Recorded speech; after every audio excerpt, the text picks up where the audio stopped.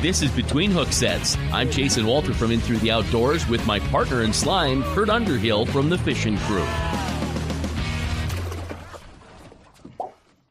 What's up, buddy? Hey, not much. I miss sitting beside you there. I know it's a little weird. I can't mess with your hook set or anything. No, you look like you're lonely too. Yeah. Uncle Lou, how do you do? Well, look at Uncle Lou's name in script. Wow, isn't that gorgeous? I was messing with stuff, and then Danny hopped on. So we're gonna have a great guest tonight in the world of the technology fishing game and all the stuff that's happened over the last couple of years. This one's been a long time coming. So I know I've had a couple people reach out that are pretty excited. So I'm going to forewarn Danny before we bring him in. There might be some questions, and we'll see how they go. Q&A. Oh, there we go. I got to turn that. Yeah, that's right. Mobridge gang signs. Yeah, Q and I. You know what? Why even try? I need to stop. Danny, how you doing? Doing good. Fabulous. Well, we could tell you're a gamer there with your fancy blue microphone. Gosh almighty. Well, I mean, he's got probably the second guest we've had on that's had a more sophisticated setup than us, right? True. Yeah, true. So, Danny, give us a little backstory on who you are and how you kind of got into where you're at nowadays before we get too deep into this. Yeah. So, I mean, obviously I work with Garmin, right? So I'm actually a regional sales manager for Garmin on the marine side. Been doing it for 10 years now. So surprisingly, time goes by fast, and, it's been a good ride. Obviously started with Garmin when they were kind of just first going to start getting back into the inland fishing game here. And, we really didn't have a whole lot of units back then, so to speak, but it was fun. And I got to do a lot of promoting and really trying to grow the business. And then obviously, I mean, Garmin has really exploded into, obviously one of the top electronics companies out there right now with great technology and all the stuff we have. So it's a great company to work for. I've really enjoyed it. And, I get to do a lot of cool things because of it. So, yeah, it's been fun. Sorry, I don't mean to laugh, but I was talking to a guy the other day who was like, Garmin's got their hands in everything. They're blah, blah, blah, and this and that, and they've got boats. And I'm like, boats? Yeah, Garmin boats. I was like, no, that was grooming. Like that was the airplane people that had boats, not the electronics people, not the Panoptics Livescope people, right? So, I mean, whatever, it was kind of fun to poke fun at them, like, you got that wrong, but I better shut up because I might get something wrong, and you two will poke me for getting it wrong too. So, honestly, I just to start the thing, I was a huge Humminbird guy years ago. 2013, I got into the side imaging thing. It was great, really fun, right? And then the Live came along like a year and a half later, and I thought nothing would be better than it. And then I started to dabble in Lowrance, and I had Garmin. I've got the ECHOMAP. Is it ECHOMAP or ECHOMAP? We always say ECHOMAP. It's ECHOMAP. Okay, that's what I call it, but I always think that I'm saying it wrong. So I have the ice fishing bundle.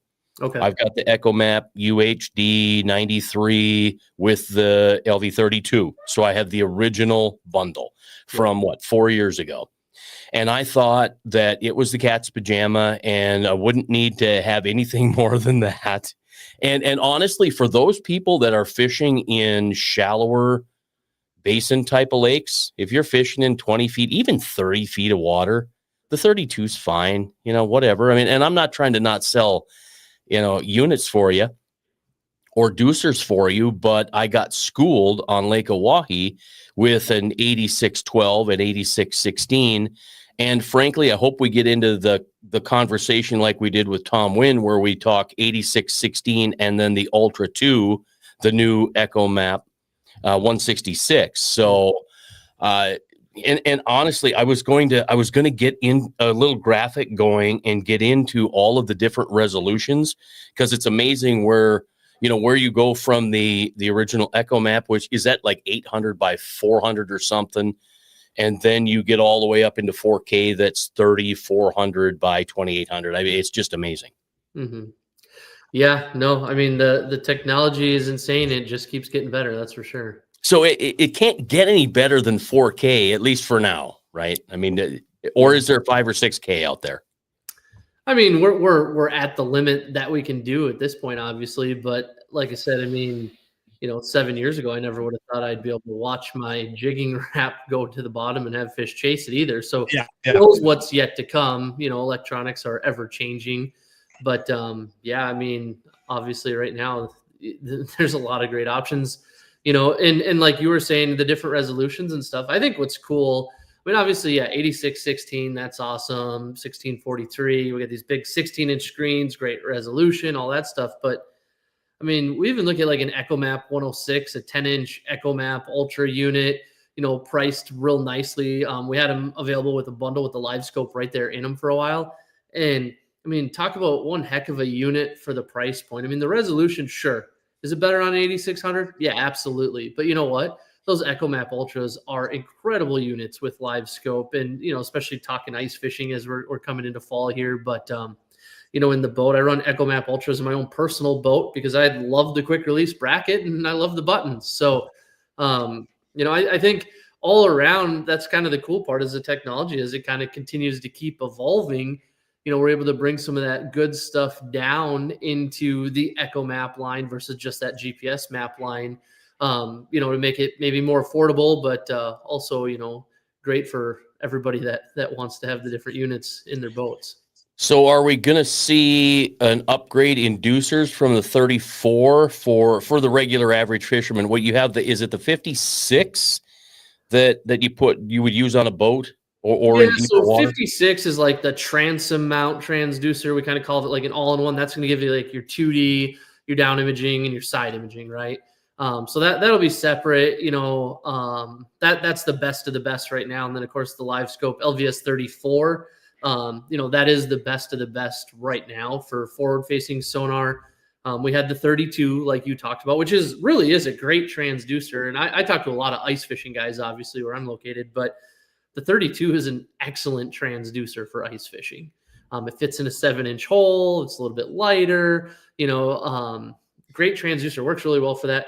34, yeah, the arrays are longer. Like it's like a side imaging transducer. The longer those are, the better the clarity, the range, all that kind of stuff. The stitching is noticeably better, I would say. So yeah, 34 is a good upgrade, but you're not missing anything by, per se on the 32, especially in ice where we're in an aquarium.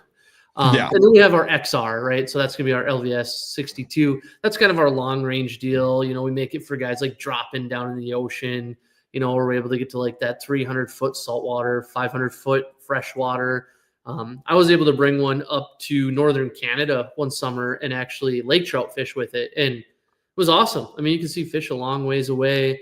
So for that, it works great. Now, it's funny because you see all these bass guys now, and I've even seen some musky guys as of late with a XR in perspective mode on their trolling motor. And really, the clarity isn't quite as good as like a 34, but the distance is crazy. So these guys really trying to see fish far away and then move in closer on them and then scope them with a 34. I mean, it is a good system. So, a lot of different uses, but those three are our best of the best right now. So let's talk about perspective mode a little bit, because I run into a lot of guys that think they want to use it. And honestly, I guess I won't call myself an expert, but I've been using it for 12 years, right? So I know what side imaging, and I understand the whole 360. And I guess because I understand that, maybe perspective mode makes more sense for me, but I get confused by it. Mm-hmm. Perspective mode, the thing is, like, obviously the best of views, like, or the most clear view that you can get with a Livescope transducer is going to be in down mode. We're taking that power, we're kind of pushing it straight down. Everything's under us. It makes sense. You can see your bait dropping, all that, right? Then we go to forward mode. It's basically the same. We're putting some of that power out front to give us that distance. Now, when we go into perspective mode, I think what a lot of people struggle with too is like, it's more that bird's eye view, right? So you really have to think of it like you're thinking of your side imaging or a 360 or something like that. And you're not going to see your bait drop and you're not going to see that stuff, but you can definitely see the fish. And then the other thing is it like really shines in certain applications. So if we're on a sand bottom in 12 feet or less of water, it's excellent. Bingo. It is excellent Right. for smallmouth fishing this spring, where the fish were shallow and they're kind of on the sand and the rocks. It is so cool for following a weed edge, just like you would with side imaging. Awesome. For looking for rock piles, all that. It's really, really cool. But if you really want that clear view of a fish swimming and throwing your bait at it and all that kind of stuff, that's really why Forward excels. I mean, and you'd be shocked how many people come to us at shows and just really have no clue what their electronics are telling them anyways. So right. And that's the big thing. I honestly, and I tell people that, and it's just a few of my friends. It isn't any, it's not like I'm offering any great advice or anything of that nature, but you don't understand what you're seeing on your down imaging. You don't understand what you're seeing on side imaging. And frankly, how the hell do you expect to see what you see in perspective if you can't tell the difference between a rock, the weeds? Like you said, in sand, on a sandy bottom, on a basin, I don't care if it's a silty bottom basin and you're in 12 feet of water, 20 feet of water, different deal. You get out here on Lake Oahe, I drop my 360 live down and I'm like, actually, I take that back. I didn't have 360 live at the time in 2014, 15. It was the 360. But even at 455, I'll tell you what, you bring that thing out here and you look at all of the undulation, it'd be like looking at a crazy green on a golf course man, I'll tell you what, you could be confused in a quick hurry. And it's just going to muck up your fishing trip. Mm-hmm. Well, and the thing, this is something too, I feel like the guys that are really good at this, you look at the Dewey Helms and you look at Tom Wins and guys like that are just, I mean, absolute experts with Livescope. And I had a great example. Actually, I get to do a lot of work with like Shields, right? So we'll do some training, and I was able to go down to Georgia to one of their universities with some of these bass guys. And I got in the boat with Anthony Gagliardi and Fred Robanis, and these guys, I mean, the efficiency and their fishing skills tied in with the Livescope put you on the next level. And so I guess like a lot of guys, they'll come and they'll buy a Livescope from me and they'll put it on their boat and then they immediately leave for a trip to Devil's Lake of the Woods. Relax, right? Their week-long trip that they, and they spend all this money on a Livescope and they get there and they're kind of like, okay, I see fish. I don't really know what I'm doing. I mean, I've been in boats where guys don't even line their transducers up with the pole correctly. The best thing you can do is just getting some time on the water with this stuff. And I like live sonar because it's more intuitive. So like what you see is what's happening. So if we see a fish swimming and it looks like a big fish and it's heading to the right, like that's exactly what's happening. If our bait isn't on the bottom, we can see that. You can't see that, right, when you're looking at 2D and that kind of stuff. But when you watch these guys like Dewey Helm and Fred Robanis or Anthony Gagliardi, like they were not only seeing the fish, they could tell if it was a fish they wanted to throw at. And when they would throw a bait at it, whether it was a jig wrap, a slip bobber, a minnow or something like that, I mean, these guys hit those fish right on the nose every single time, no matter if that fish is to the left, to the right, behind them, deep, shallow. So like, the guys that get really good at this forward-facing sonar stuff, they don't just go out on their most important trip or tournament day and try to use this forward-facing sonar. They're going out and they're going, okay, those are some rocks. They're just fishing by themselves and like really trying to learn what it is. And then also, I mean, you're talking a 20-degree cone angle. These guys are trying to throw a bait and land on a 20-degree cone angle. And if that fish is within 20 feet, I mean, that's a really small spot that you're trying to hit. So like, just practicing this stuff is what gets him good. And it ties into perspective mode. Same exact thing. Like if you want to get good at side imaging, you want to get good at perspective mode, really any of this stuff, fortunately, it takes some practice. I mean, obviously the technology, people want to say, oh, it changes. You put a Livescope on your boat, you're going to catch every fish in the whole world. Doesn't even matter. Well, you might be able to see them, but you're not going to catch them. 9 times out of 10, the fish don't want to bite anyways. And then the other times, like you got to have the skill to see the fish, hold the boat in the waves, and make that cast and make it count. And so, that's what I always talk about. Like, just make sure you're getting out there and practicing it and really trying to hone your skills when it comes to casting, because this is a different type of fishing, especially for us up here in the Midwest. We're not used to standing in the front of the boat, putting down the sandwich and the coffee and throwing a bait at a walleye. We're used to sitting in the back, you know what I mean, and dragging a minnow or dragging a leech. Right. And there was some precision to that with trying to hold on the structure and that kind of stuff. But this Livescope stuff, that throws in so many new aspects to this, So boat control is incredible. I mean, look at the trolling motors. I mean, the style of trolling motor we're using nowadays, and the type of boats, the type of rods, like everything is changing right now because it's a different type of fishing. It really is. And there is some skill to it. Like, believe it or not, there is a lot of skill to being a great fisherman with forward facing sonar. And we're seeing guys completely go to bass techniques, go to all these things we've never done in the walleye, right? Like you said, we're used to putting bottom bouncers or crankbaits down and just pulling. Or, guys used to be like, springtime, you pitch jigs. That's about the only time you ever casted, right? Like, now we're learning that you can do this year round, just not on the bank. So we're targeting these fish. And it's really interesting you say got into guys' boats that their transducers are all messed up. We have a young kid out here, great fisherman, awesome. He was at this little guide thing. I look over, there's another guide over there. And he's like, I walk over, go, what are you doing? He goes, well, he's got his Livescope transducer on backwards, number one.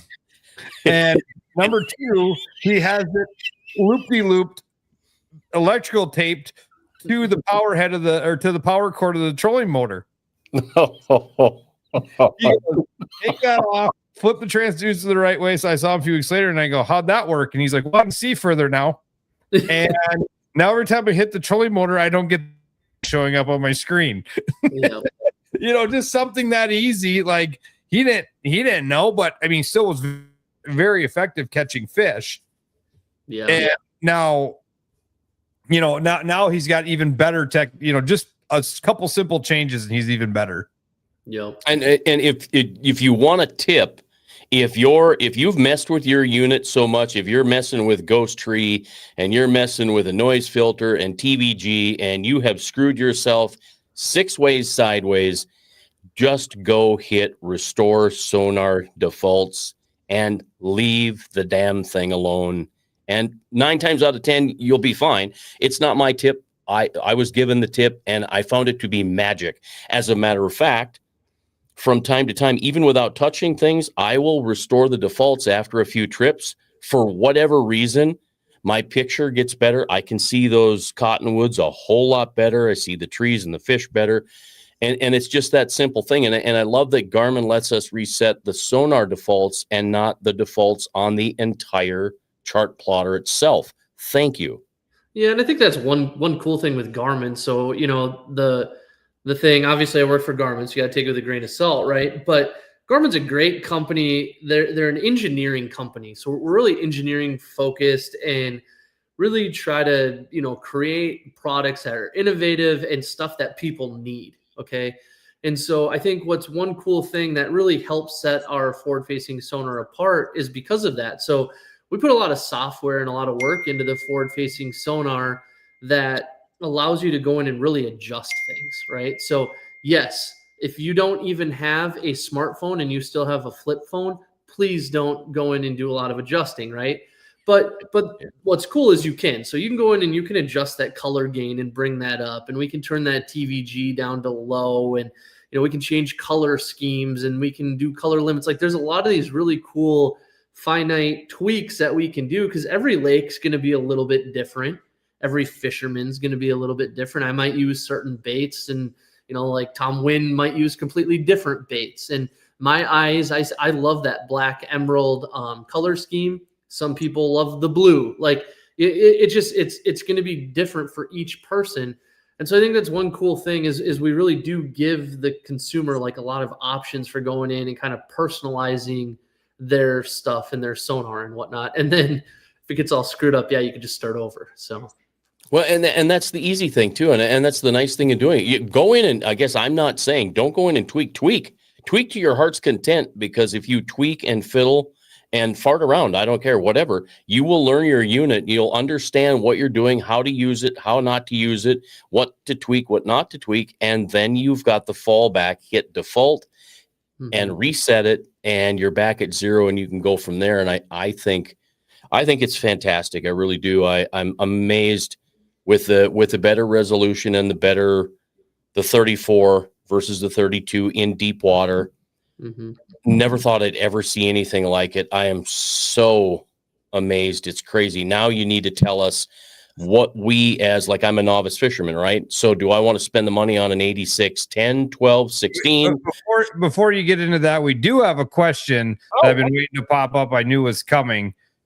So looking at 66, the 1643, the 8616, which is the best for scoping only? They all have the same size, resolution, assuming screen size, material. Does one or the other have less glazing due to material, or was one brighter? Great question, Josh. Yeah, so that is a great question, and that is a question that I feel like I get every single day. And so, unfortunately, it's not an easy question for me to answer. Okay, and here's the reason, right? So my boat is set up completely different than your boat and your boat. And what I want to do with my units is going to be completely different as well. So like, I'm also an ice fisherman, right? And I also have an ice castle. So I want to be able to have one of my units that I can hook up to a TV. So that means I either have to get a 16-inch ECHOMAP now that has the HDMI out, or I'm going to have to get a GPS map to do that. But I was just telling you guys, I really like the ECHOMAP Ultras. So like, prime example, in my boat, I've got a couple of ECHOMAP Ultras on the dash, got an ECHOMAP up front, and then I did do a GPS map as one of my Livescope units. Okay. Now to kind of break it down, so like, you got to figure out, I guess, starting like what works for you. So if we go with all ECHOMAPs, they can all network together. We can hook network cables to all of those and share waypoints, share sonar, share our Livescope to all the different units, right? I save a waypoint when I'm in the front, it's going to show up on my units in the back. Having that kind of like system in your boat, that's awesome. I like that. We didn't have that option when I first set my boat up because we didn't have a 16-inch ECHOMAP back then, and I don't know if I could ever do Livescope without a 16 anymore. So, but I'm spoiled, right? But like, so that's the ECHOMAPs. Now, the GPS maps are really kind of like our premium units. That's going to be the best of the best, especially when we talk the 8600 series. Okay. So yeah, the glass, the screen on an 8600, it's going to be a little bit nicer than, say, like an ECHOMAP, right? Like, you're moving up, you're getting a little bit better unit. Now the GPS maps don't have the buttons on them. They're going to be touch screen only. So, that's one factor. But if you're looking for, like, if you're going through specs and you really want best of the best, we're going to go with an 8600, whether it's a 10, 12, 16, whatever, right? And then our pixels will vary a little bit there. But a good option, kind of, just a step down from that, might be like a 1643. That's a unit that I actually run on the front of my boat. Still a 16-inch screen, still a GPS map, but it's going to retail for quite a bit less. We're going to be retailing like 5,100 for the 1643 versus like 6,300 for the 8616. So saving a little bit of money, you still get a great screen, you still get a good Livescope unit. But now we came out with an ECHOMAP 16. And so that unit really, I would say it's going to be definitely on par with like a 1643, but it's an ECHOMAP, so I can network it to all my other units.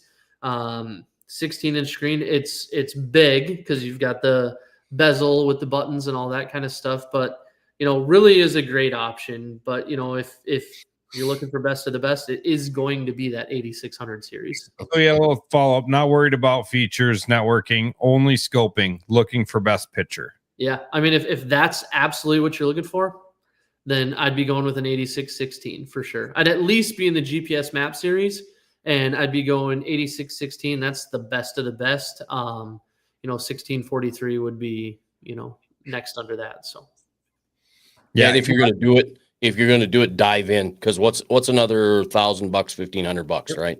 Yep, absolutely.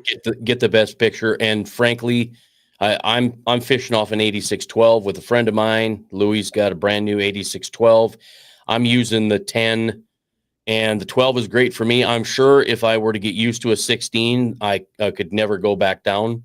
And whatever, that's fine. That's part of learning. Yep. That's a part of the maturation in the live scoping and the scoping world, right? So, I guess if you want to dive in whole hog, do it right the first time, 86-16, and you're done. Mm-hmm. Get a Yep. sniper pole and everything, and you're man. Yep. Unless you're gonna hook it to your trolling motor, then you don't need the sniper. Yep. Yeah, and a lot of people go that route. I mean, like I said, it depends on like that. That's why it's a hard question, right? Because it really depends on the angler, what they want to do. I mean, I got guys that are like, hey, I'm buying one good live scope screen. I want to use this ice fishing and summer fishing, but I want you're not going to carry a 86-16 around per se on a shuttle ice fishing if you don't have to. So like a lot of guys will get an 86-10 then, and they'll use it as their live scope screen in the boat, which is a great screen. A 10-inch screen is still a good size screen. You know what I mean? And then it obviously works very well on a shuttle for ice fishing. So, it just kind of depends on what you want to do there. The difference between the 1643 and the 86-16. So the 1643, technically the screen's going to be a little bit bigger.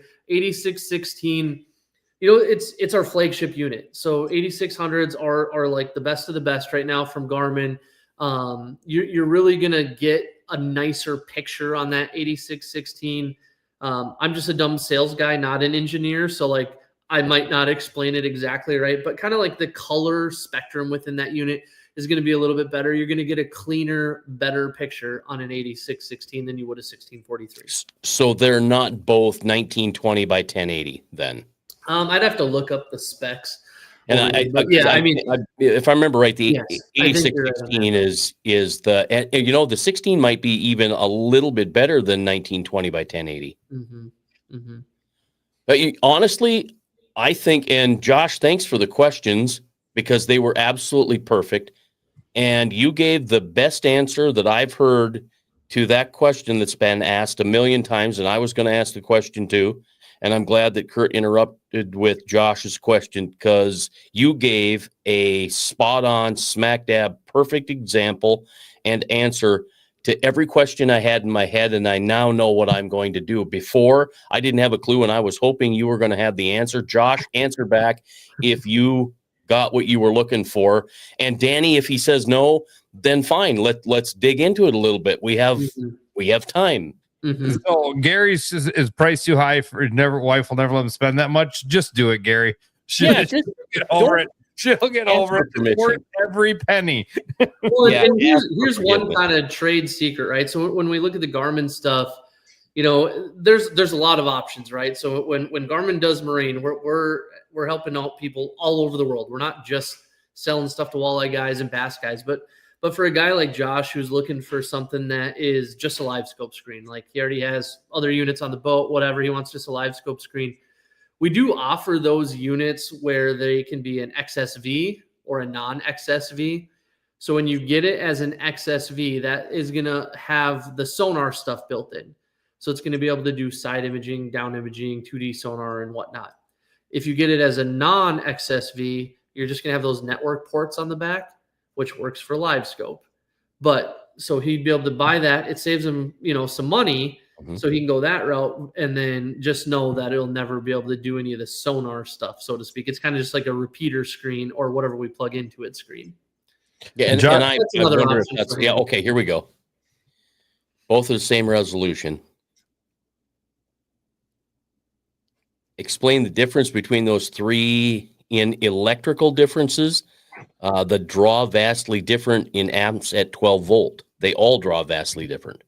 Yeah. So, I mean, obviously the bigger screens, we're drawing some power anyways, right? So I don't even want to get into power stuff per se if we have to here because it is controversial, but here's the thing. Dedicated wires. Go in the owner's manual and whatever gauge wire it tells you need to use for each individual unit, use that wire. Let's do some dedicated runs. Let's go and get a quality battery. Pick the brand that you want to use. Let's get a quality battery. Let's not try to start our boat, run our live well, run all of our other accessories, power poles, all this stuff off of that battery, and then hope that we have, a good 12-volt battery for our electronics. Let's get a house. I'm running 130 amp hour amped outdoors battery in mine as a house battery. It just runs my electronics. And then I've got my trolling motor batteries and a starting battery. Like if you're a guy that, sounds like he's got a pretty cool setup, I would definitely go that route. I would look at getting a house battery for running your electronics. Let's run runs. Josh will probably, he does that. He ran all new lines. Perfect. I mean, he's got all that. So to me, that's step one, most important. And then, they're all going to draw a little bit. Like they're all doing a little bit different stuff. And like, obviously that 8600 is capable of doing a lot of stuff. Like if you look at the XSV model and you look on the back, I mean, we've got a 12-port or a 12-pin transducer port. We have an 8-port. We've got HDMI, USB. I mean, those units are just so capable. We can put these things in great big center console, boats down in Florida where they've got cameras and radars and autopilots and all these crazy things, right? So like there's a lot of processing and a lot of power in those units, but that's also what's giving us a really good picture on that Livescope. So, yeah. So you got all these different, or my main question is, and we'll get off the power subject because it drives me insane when people talk about power. But my question is, and I brought this up to another manufacturer, everybody's worried about 6 gauge and 8 gauge and all this big wire coming to it. And then you get to the head unit and the wire's like this big around. Yeah. Why? Yeah. But the one thing I'll say is if you look at a Garmin unit, like a GPS map 8600, look at the power cable on that thing. They've got some pretty good wires coming out of that thing. Yeah. So, I mean, absolutely. And like I said, I'm just a dumb sales guy, so I can't tell you the amount of power loss in that when we go down. But on those units, I will say there is a lot bigger wire on those power cables. So. Yeah, but I think the thing that you got to keep in mind too, Kurt, is you're carrying voltage from the back of the boat to the front of the head unit. So you want something that isn't going to leak amperage. You know what I'm saying to you, Kurt? Come on, Kurt. Yeah. We got Uncle Lou. Every time we talk new something, Uncle Lou's bank account goes down. So we got a couple of questions in here, but I'm going to go back to Josh. So he went, he does a lot of research. Josh does this stuff, and he says not really A616 draws a typical 1.3 amps per Garmin.com. That's insanely low to me for a 16-inch. Meanwhile, the 166 draws 3.9, 3 times the power consumption. Doesn't add up to me, especially since the 8616 does more things. Yeah, and I'd have to ask on that one. I would have been the same as him. I would have thought that the GPS map 8616 was drawn more. So, there's obviously something there that ECHOMAP's doing that the other one isn't. I mean, and maybe the 8600 is just more efficient with its power. I don't know what is the real reason there. I'd have to phone an engineer friend on that one. You're right on. I think this next question is coming because of Tom Wind. Yeah, right. Yeah. Then now this one here, you better own your own business.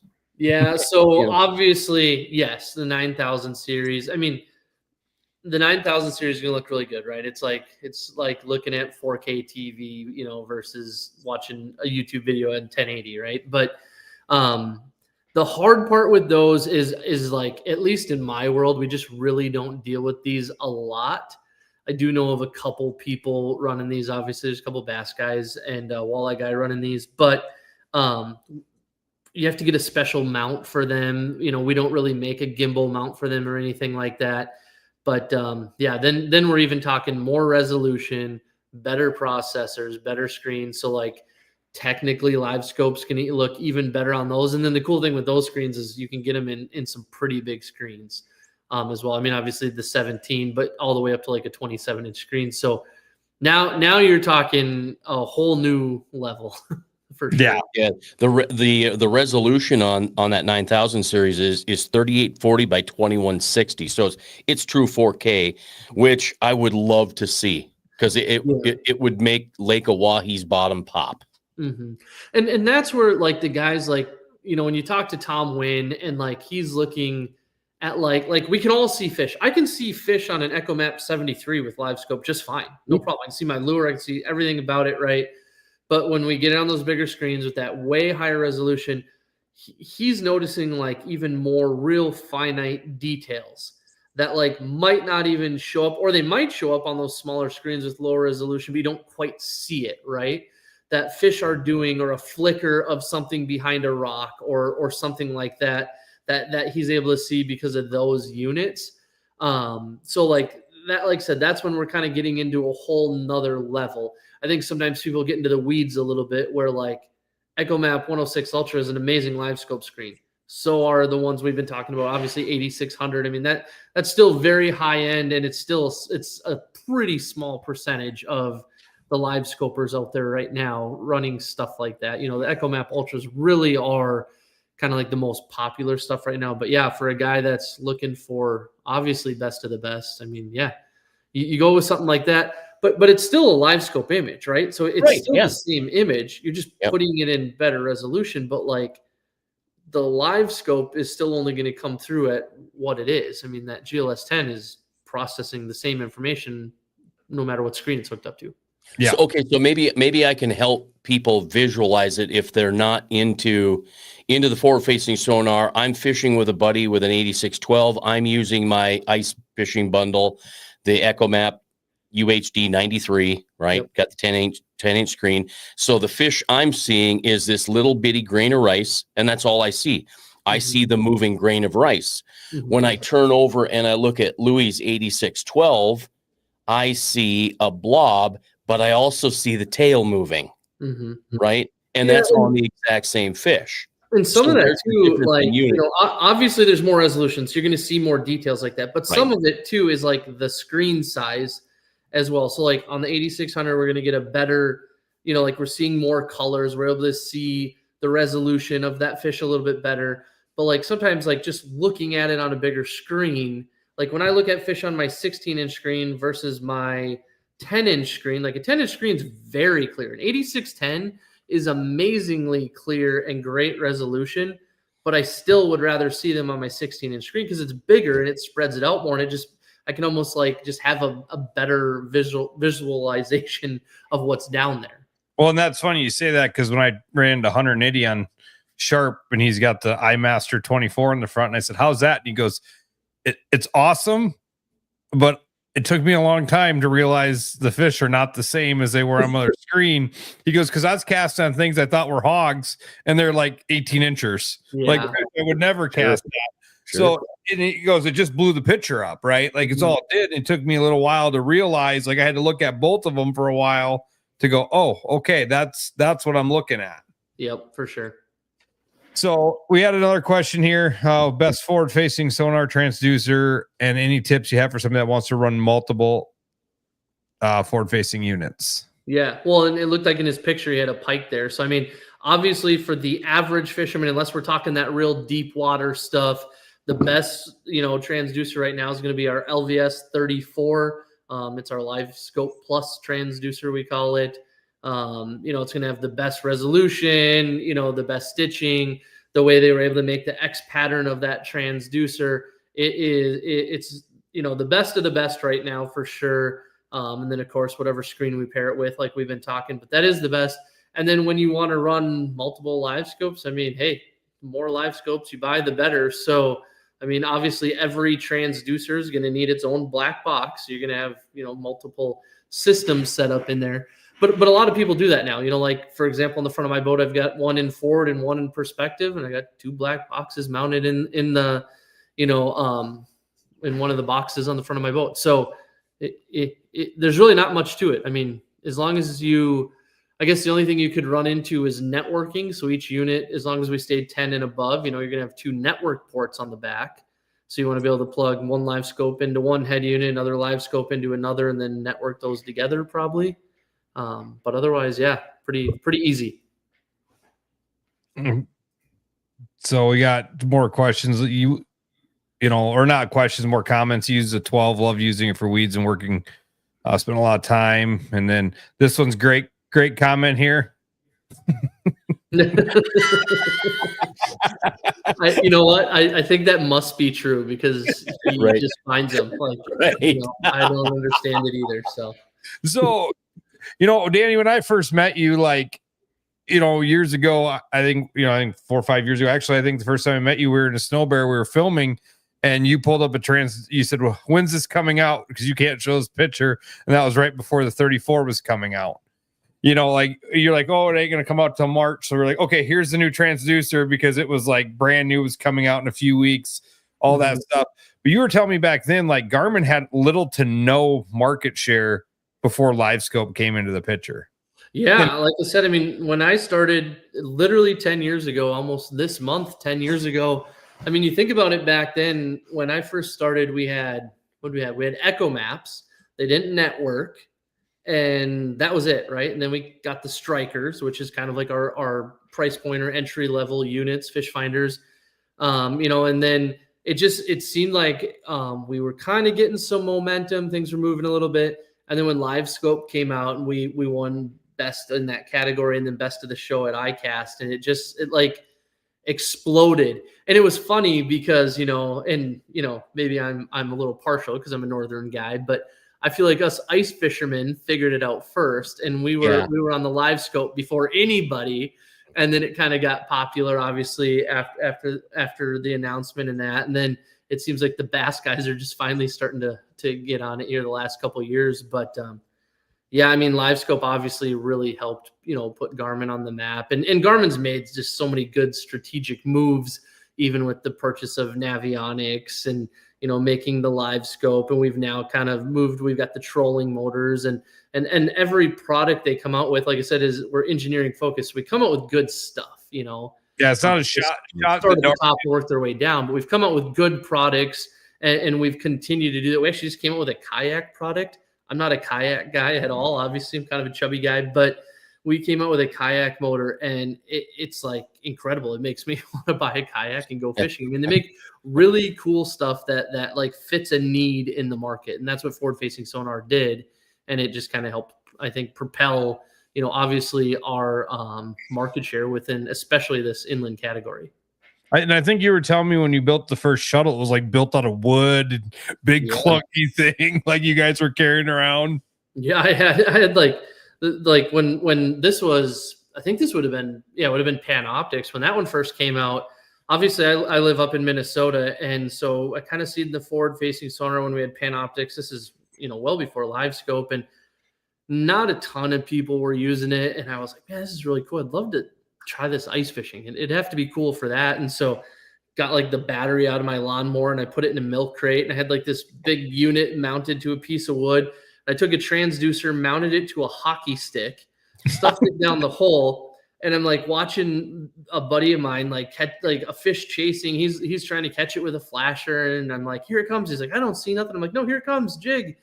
And finally he sees it, and then I can like see how the fish is behaving, like we know now with forward-facing sonar. And all he could see was a line on a wheel going up and down, and he didn't know when the fish was looking at him or looking away or any of that kind of stuff. And he would have given up on it 10 times. And I'm like, jig, and he catches this fish. It's a great big walleye through the ice. I watch him catch it from like 40 feet away, and I'm like, okay, we've got something here. We got to do something with this. And that's where I was able to team up with some engineers, and we came out with the ice bundles, and the rest is history. Well, so let me ask this, like when that happened, can you think back to that moment of like, what am I watching? Because that had to be like what you were thinking, right? Like what is going on? Is this real? Because I couldn't imagine being the very first time you see it. Yeah. And it's just and that's the thing. And like, I mean, we talk about it all the time, but like forward-facing sonar and like that, like when I seen that, it was just, like we've gotten, new technology, and we've gotten like bigger motors and different things, but this was like just completely different, like suddenly on a completely different playing field, right? Where like I could see what's going on down there. And I remember actually we used to work with Steve Panaz quite a bit, and I had him one time out in Mille Lacs right after that situation with Mike, and had Steve out there. I'm like, hey, you got to see this stuff. And we're just sitting on a flat, and at one point I don't even think we were fishing. We're just watching the migration of walleyes coming up on the flat in the evening, and then that next morning watching them just swim off the flat. And it's like, I never knew there was that many fish down there. I never like seen, like you think they do that. Like we kind of knew that, right? Like they move up to feed, whatever, but actually being able to use sonar to watch them, it's just incredible. The stuff that you can learn about fish and the lakes and what the drop-offs actually look like. I mean, it was just completely mind-blowing, to see like what it does. So yeah, it's like I've taken people out and there's people, that hate it, right? Get over it. It's here. Just go out and do it. It's so much fun. mm-hmm.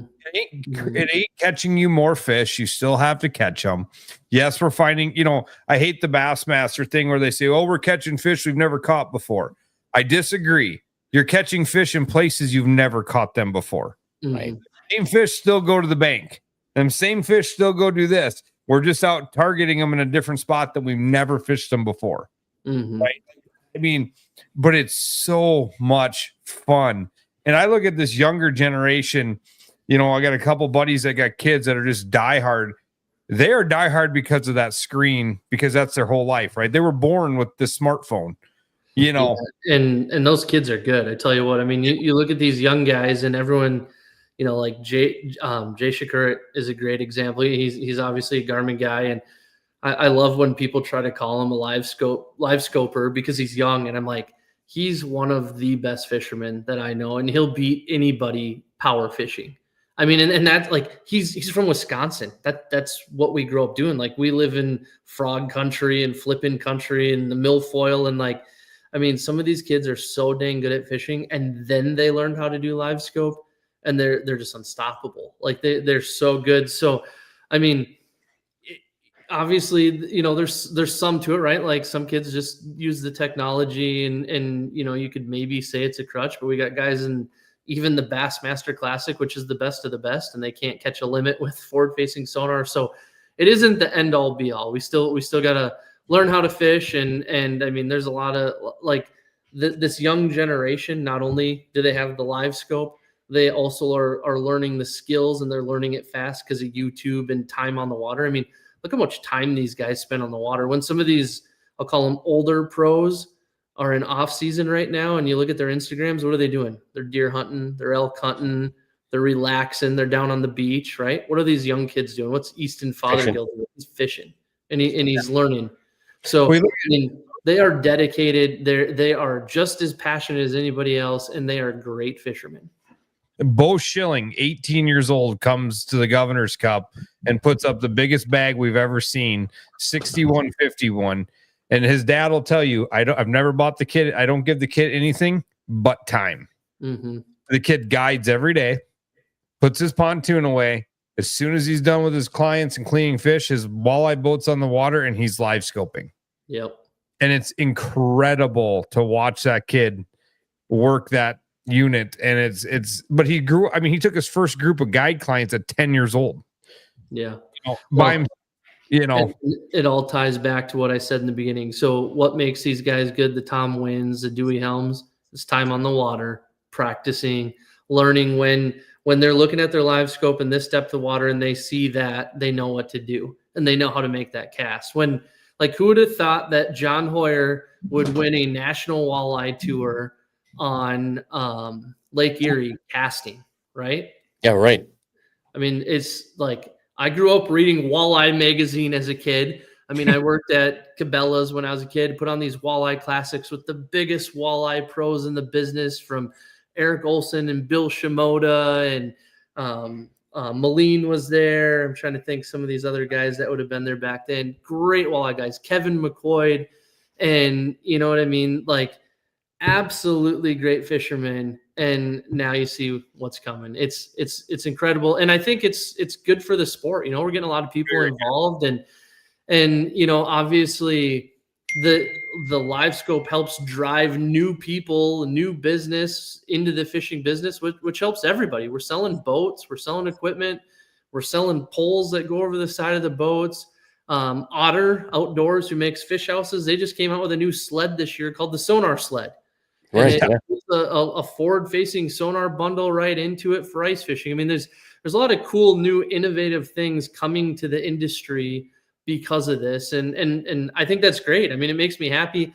The competition that we would have, the other electronics companies out there, I mean, they're driving to make better technology, new forward facing stuff, or maybe even other stuff, that goes along with it to drive other technology. I mean, it's all good for the industry. And quite honestly, that's what we need right now. We need people to keep fishing. We picked up a ton of people during the COVID years, a ton of new anglers, and we want to keep them involved and keep them going. We don't want to lose those kids. We don't want to lose those dads that kind of refound their passion for fishing. So, forward-facing sonar can help that. Heck yeah.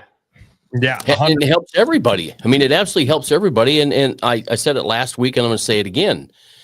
Livescope has given us something we never would have been given. We've had this opportunity to go catch 10 pounders, 12 pounders, 14 pounders, 16 pounders, 18 pounders that we wouldn't have caught. Maybe we'd have lucked out. Take Keith Pazur's 18 pounder, right? 17 and almost 18, right? He caught that on a crankbait, and okay, that wasn't Tom. How you doing? That wasn't the scoping thing per se, but now let's take all these guys that are scoping backwards, and he watched it bite. Yeah, you're right. Yep. But here again, now I think my episode of In Through the Outdoors is all about scrolling. It's a new technique, scrolling and scoping, trolling. So anyway, the whole deal here is we're catching these 10, 11, 12 pound fish, just regular average people that we never would have caught. They would have died down there because they're already 20 years old, right? So we're catching these fish that would have just died because there are big walleye dying in lakes every day. Mm-hmm. So we're catching them. We're seeing them.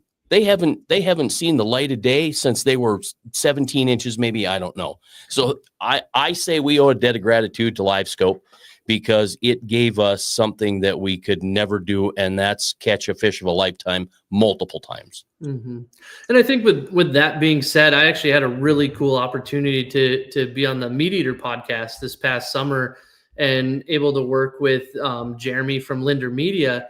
And I think also, though, like, we do have a responsibility as outdoorsmen and as anglers to make sure we're doing the right thing, right? And my thing, like, just like deer hunting, obviously I'm a big deer hunter, but like, bad people are going to be bad people, unfortunately. Now, there's some things that will help, maybe push people that way, but I feel like that's where us as outdoorsmen and sportsmen, and we owe it to us and to the future generations to make sure we are making the right choices. So, if you're out there and you're catching too many fish because you have this technology, then shame on you. Same guys were doing it before. Exactly. And the problem, we have a people problem in them 100%. And that's where, we just ask for like the people like yourselves and the Deweys and the Toms and the guys that are kind of in the public and people watch, like, let's set a good example. And, let's make sure we get involved with our fisheries and our state fisheries and that kind of stuff. And let's do the right things for the fisheries, because that's what's going to be the right things for us. True. Yeah. Yeah. Stewardship. It's been there in everything. I don't care if it's 4-H. I don't care if it's FFA, whatever. It's always been there, and stewardship is so important that I had to laugh at that one. So, I mean, that's just a thing. So before we get too much longer, trolling motors, man, like, you guys have come a long ways with that. I remember, I think it was Minneapolis Boat Show. I was talking to you, and I went down, and, big walleye boats, we all want a 72-inch shaft. And I was talking to you guys, and like, yeah, we don't have one yet, and all these things. And, I went down to the Rams booths, and literally their pro told me, I said, well, you guys don't have a long enough shaft. And he goes, well, I got a guy that'll cut your shaft and extend it. And I'm like, I'm not taking a $5,000 trolling motor brand new and having somebody cut the shaft. Mm-hmm. Now we've got the Kraken with the long shaft. Go into that a little bit, because that thing is a game changer with running your cable through the everything. I mean, it's incredible. Yeah, I mean, and that's once again where, like, the cool part with Garmin is they're an engineering company, so they're able to kind of go in and sort of like redesign something. And I think that's what they did with the Kraken. They did a good job by, yes, we have forward-facing sonar, and having integration with that forward-facing sonar was going to be extremely important with a trolling motor that was going to work on these bigger boats, walleye boats. But not only do we need that longer shaft trolling motor that was more pivot style for like a 622 or a big Skeeter or something like that, we needed a trolling motor that was going to be very responsive because we're live scoping now. We're in the front of the boat. Like I said, we're making boats with wider bows and that kind of stuff, for walleye fishermen. So we needed a trolling motor that was going to be very reactive so that we can chase fish around with the live scope, but also integrate well with a Livescope transducer. And I think they did a good job when they came out with the Kraken, where we're able to run that transducer cable right down the shaft of the trolling motor and then able to mount a Livescope transducer right there on the head of the trolling motor. Because on a Livescope transducer, I always tell people this, on a Livescope system or whatever, everyone's like, worried about cases that cover the transducer and all this kind of stuff. The most important thing you can do is protect that cable. There's a lot of wires that run through that cable, okay? And I've seen them sliced from augers. I've seen them pinched in their, cubby on the side of their boat because they made their pole out of PVC and they didn't want to, buy a Brew City pole or a whatever brand pole, right, that folds up.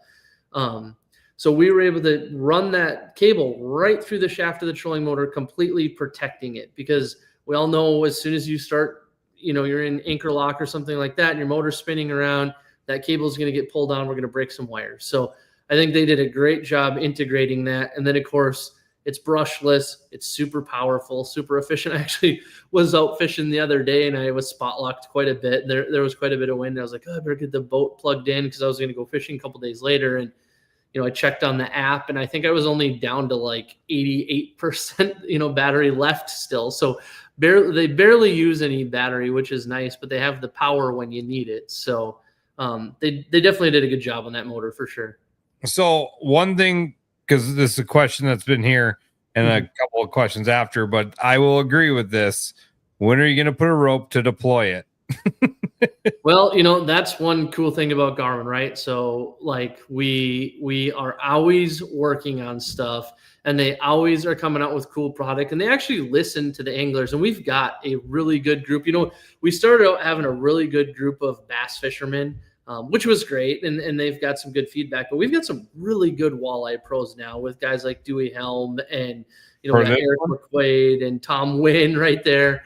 We've got some good guys, and these guys are like great pieces of information for our engineering team, and our engineers actually listen to them. So, I mean, if that's what they're hearing, and us sales guys, obviously we give all our feedback, and I love that Garmin does a good job of listening. So who knows what they're ever working on. Like I said, I'm just a dumb sales guy, so they don't tell me what's coming next, but you can bet they're always working on some cool stuff like that. So we got another question. Can you run more than one cable? Well, obviously, as a factory answer, I'm going to say one cable is what it's set up to do, and whatever else. If you do some research online, I'm sure you could find where people have found ways to do too. Of course. Yeah. Great answer. So, I mean, it's just great. We do have another question I've been saving for a while. What's new and upcoming? Hey, we knew we were going to get James. it. Well, obviously, like I said, they don't tell me because I'd tell everybody, right? Because that's my job. My job is to sell stuff and create excitement around our products. So I know what we have now. Sometimes I know what's coming in the very near future.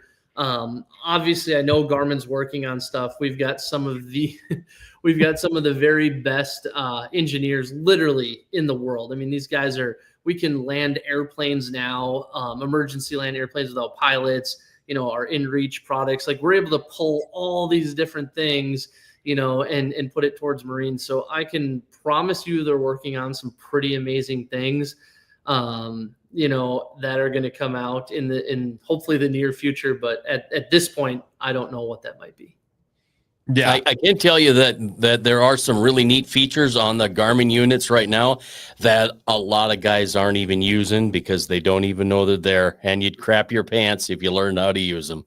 Even the tournament guys.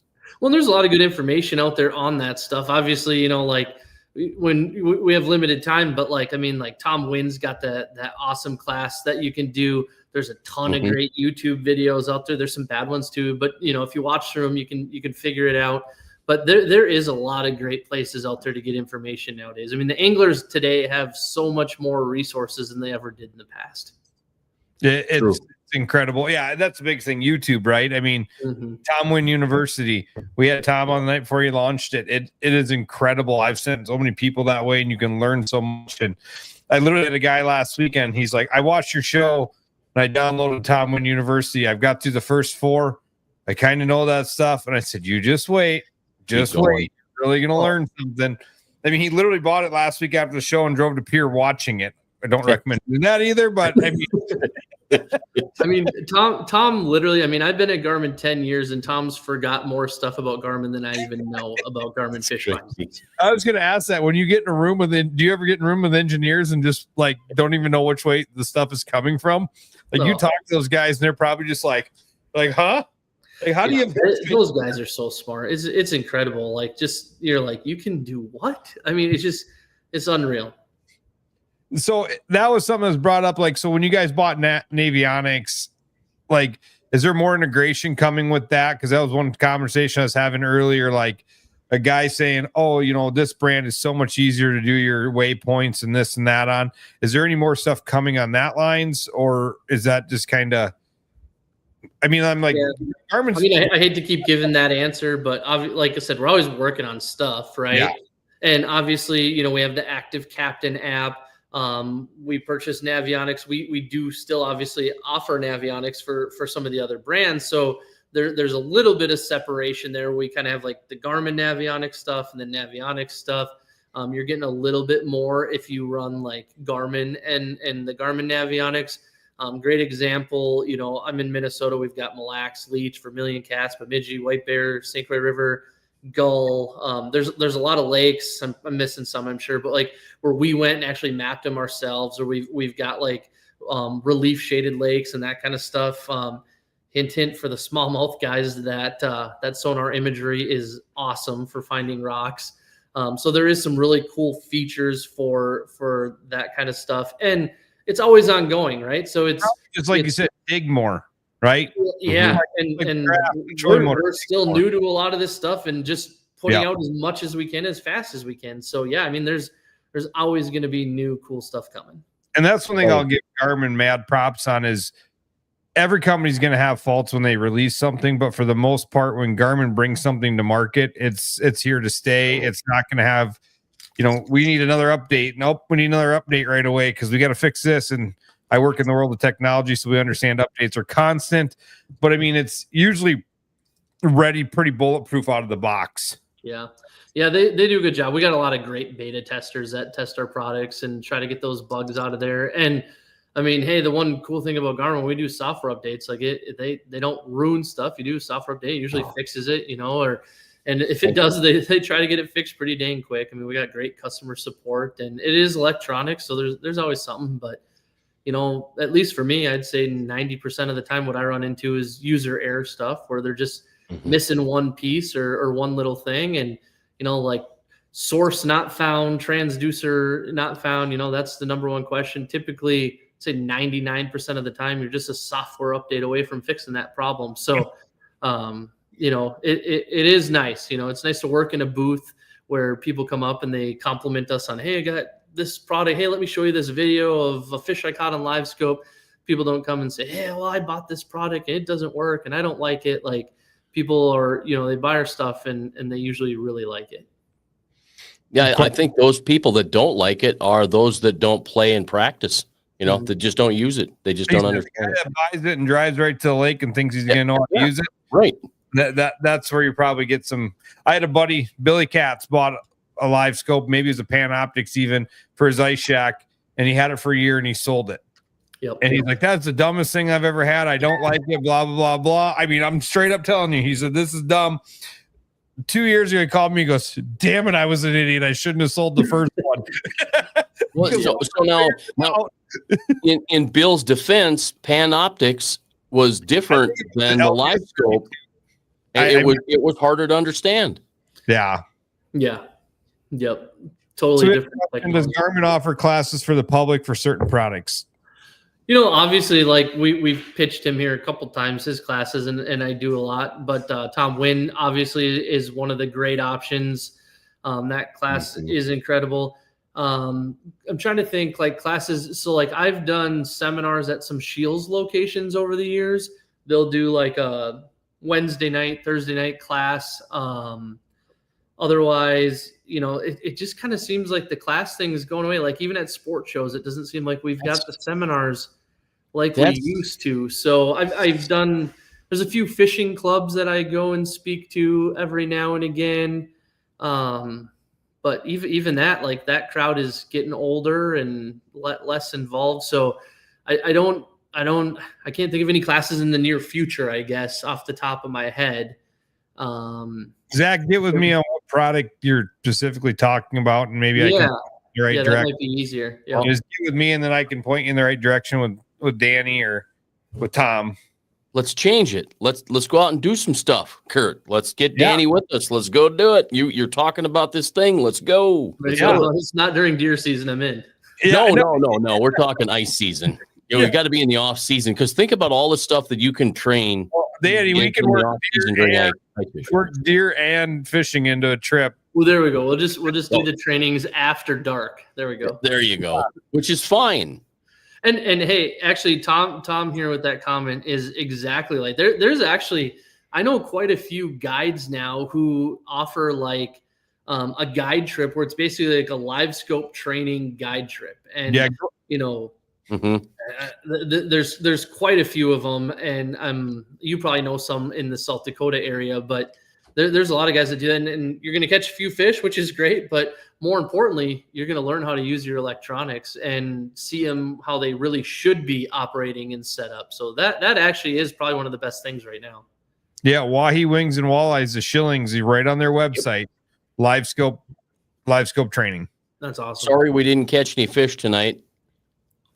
I brought my good luck charm, banana Laffy Taffy, my friends. Well, it's about time to wrap up the show. Danny, we appreciate your time, buddy. And hopefully it was raining there, so you weren't worried about being in a deer stand tonight or something, because we know where your head's at this time of year. I'm waiting for that cold front to hit here. It's supposed to move in like Thursday, but it looks like Saturday, Sunday, Monday is going to be key. We got a dark moon. We got big temperature swings. So that's what you need here in September and October. And I've got a couple that they're close to daylighting, but I think if we get a little cold weather, to go with it, I think we could make something happen. So I think we're just gonna have to get Danny back on and pull the Garmin hat off and just put Danny deer, and then it will. There you go. There we go. It's pretty impressive what you got behind you, buddy. So, well, good luck, bud. Best of luck in the deer season. We'll see you here in the near future. We appreciate you taking your time tonight and joining us. For sure. Thanks for having me, guys. Thank you. All right, take care.